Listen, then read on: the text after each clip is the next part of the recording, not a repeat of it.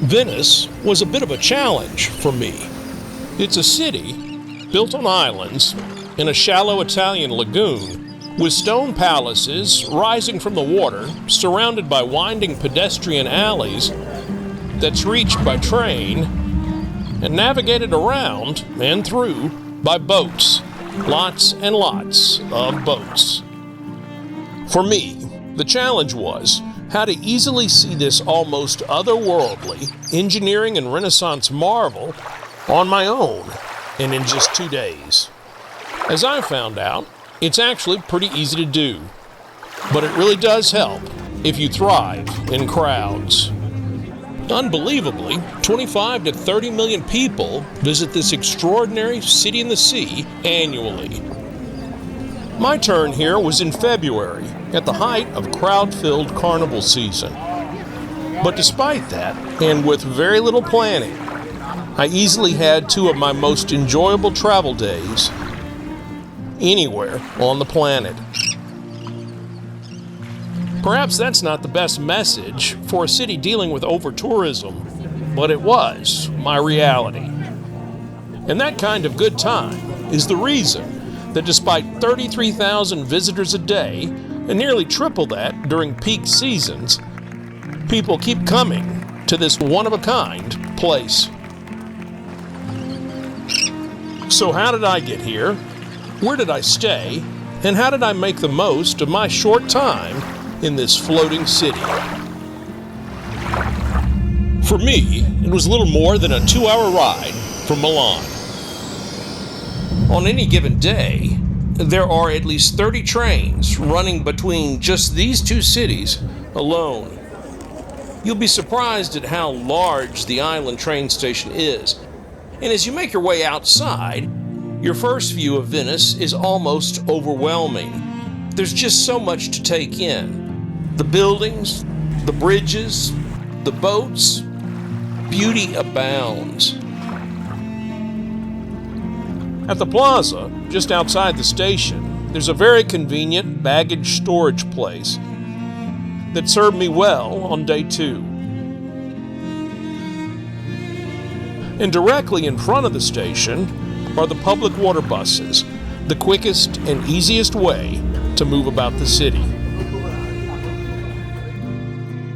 I got to the city around 11 a.m. and took my bags to a 2-bedroom, 1-bath Airbnb at the end of an alley just off a popular shopping and eating street next to the station. The unit wasn't ready yet, but I was able to drop them there and start exploring.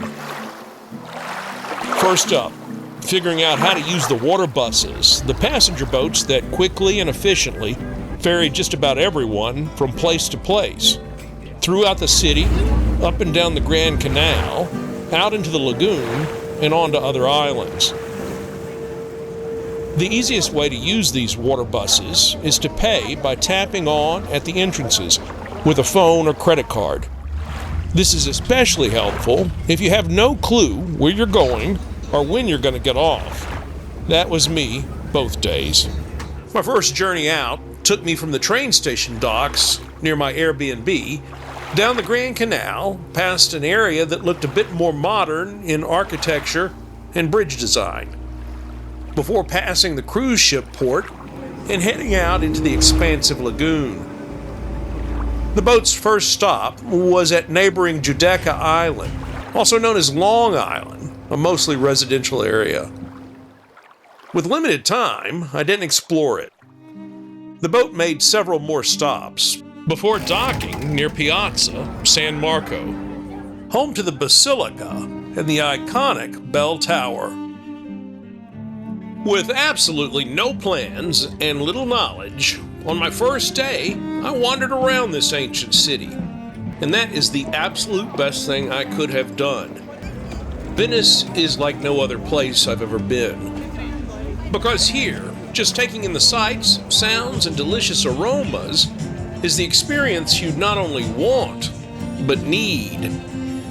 Museums and churches are treasures, but soaking up this place, storing it in your memory bank, should be your prime mission, especially if you have limited time, like I did.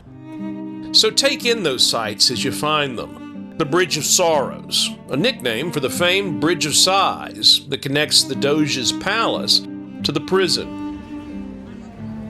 The magnificent Rialto Bridge that spans the Grand Canal, holding specialty shops and delighted tourists from around the world.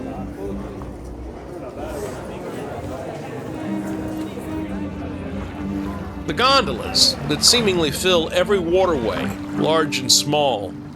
And the spectacular edible creations that you find absolutely everywhere. From fruit stands to pizzerias to bakeries and on and on.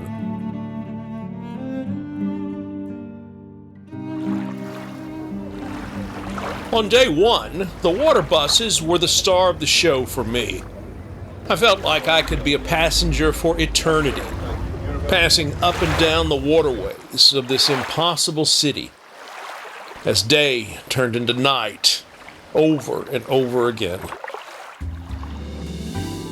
Day two started with a luggage drop-off at the storage place by the station. Unlike my first day, my last day here has a bit of an agenda. A gondola ride, because you just have to, and an elevator ride, because I just have to.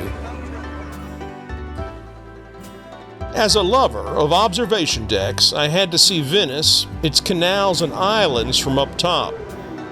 So back I go to St. Mark's Square to take in the view from the St. Mark's Campanile, the Italian word for a freestanding bell tower associated with a church or other building. In this case, it's the bell tower for St. Mark's Basilica. To go to the tower's belfry, or to enter the basilica, you have to purchase a ticket online. You can choose a time slot and do it up to 45 days in advance. I struggled buying my ticket on the basilica's website, as did most everyone else standing around the tower's base. But persistence paid off.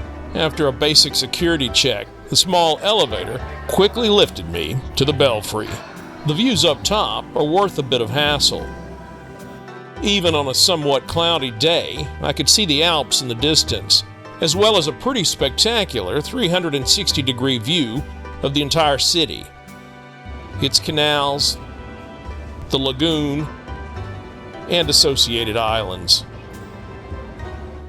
At 323 feet, this is easily the tallest building in Venice, but it's not the original bell tower. This near-exact copy opened in 1912. The original, completed in 1514, collapsed without warning nearly 400 years later in 1902. Today, this replica is definitely worth a visit. Up top, the bells have specific purposes. The largest signaled the start and end of the working day. The smallest once signaled pending executions.